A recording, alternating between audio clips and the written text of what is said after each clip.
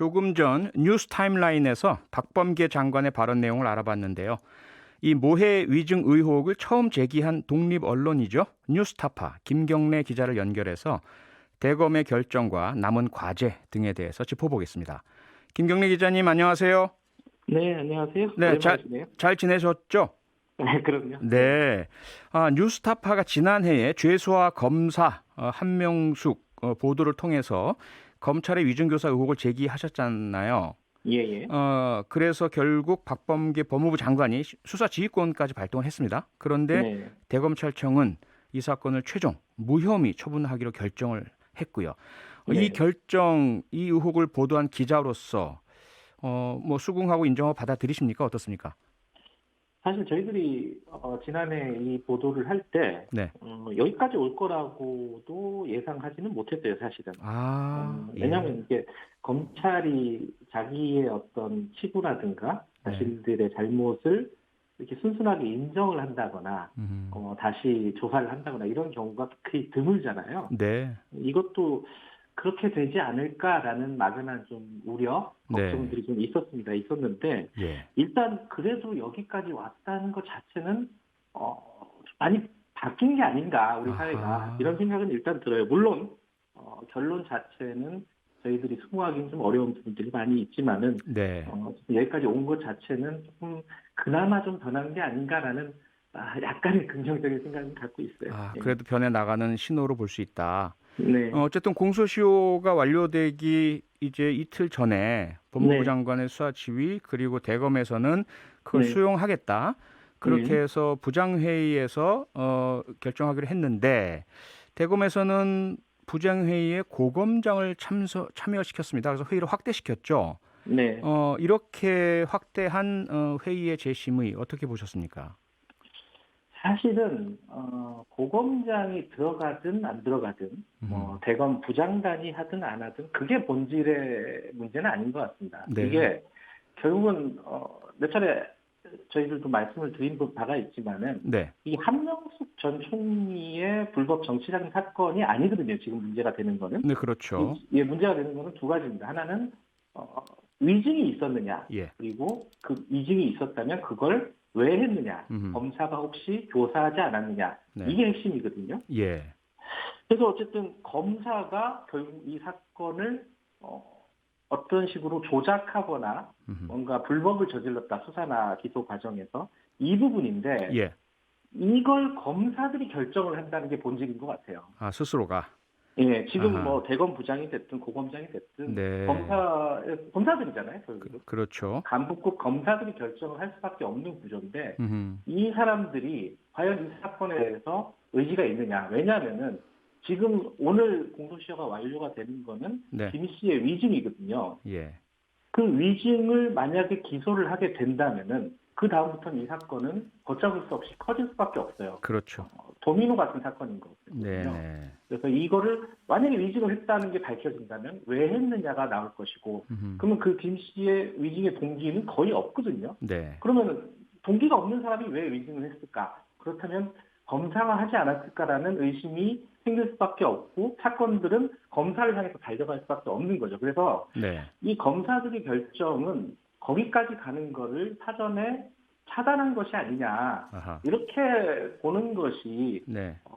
합리적이지 않을까라는 생각을 가지고 있습니다. 네.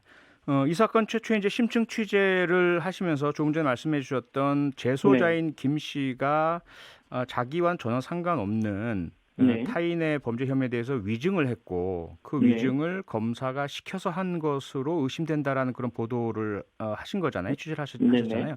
여기에 대해서 검사가 수사를 했습니다. 네. 그 수사를 하는 과정, 취재 과정과 비교해 보셨을 때 어떤 문제점을 좀 발견을 하셨습니까?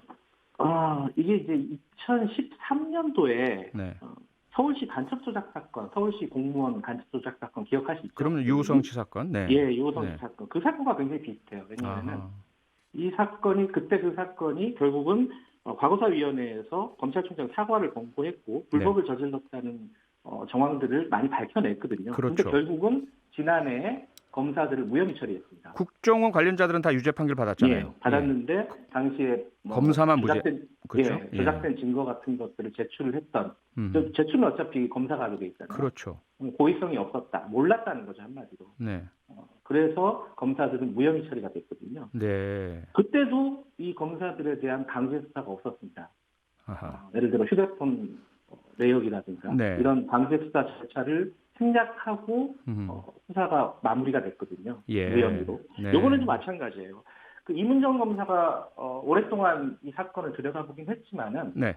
강제 수사 절차가 없었어요. 왜냐하면 수사권이 없었거든요. 그렇죠.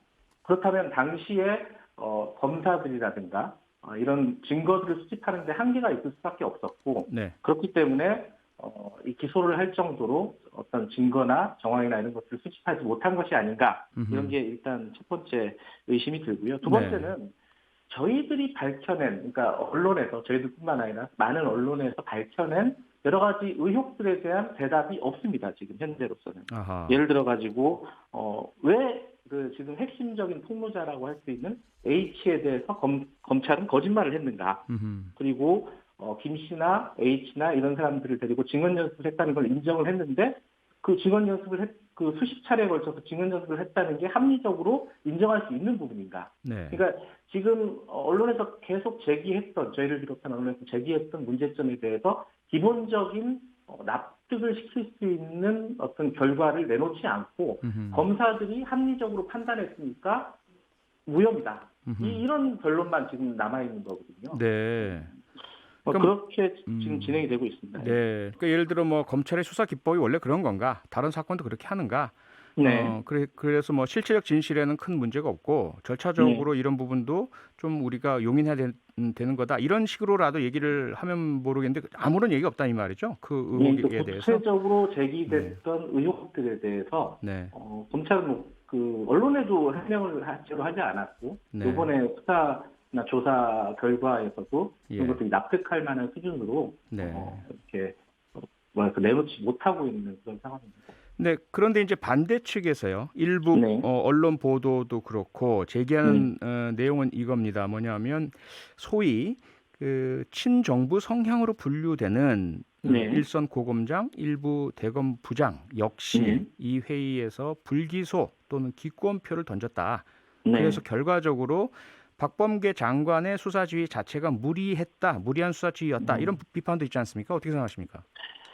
그거는 이제 아까 말씀드렸듯이 수사나 조사 과정이 미진했다는 측면이 분명히 있을 것 같아요. 네.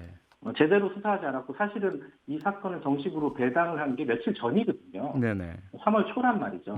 그러면은 아까 말씀드렸듯이 강제 수사나 이런 절차들이 생략됐기 때문에 그 증거라든지 정황을 수집하는데 분명히 한계는 있었을 것이다. 아하.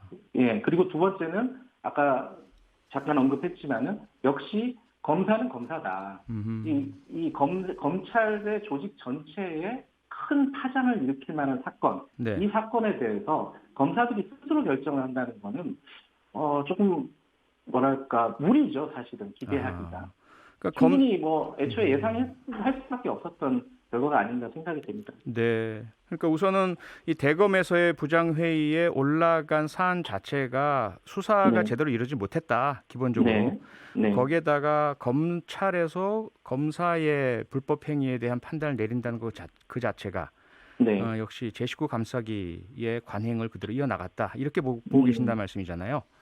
그렇죠. 좀 한 가지 아쉬운 거는 이제 공수처에서 만약에 담당을 했으면 어땠을까라는 생각도 있었지만은 이거는 이제 시기적으로 시간이 안 공수처가 되죠. 얼마 남지 않았기 때문에 공수처에서 하기에는 현실적으로 무리가 있었을 것이고 그 부분이 좀 아쉬운 부분으로 좀 남는 부분입니다. 네, 마지막으로요. 박범계 장관이 불기소 결정에 대해서 한 이야기 중에 절차적 정의가 위반됐다는 의심 때문에 수사 지휘가 내려갔는데 그에 대한 회의도 절차적 정의가 의심받게 돼서 유감이다. 이런 이야기를 밝혔잖아요.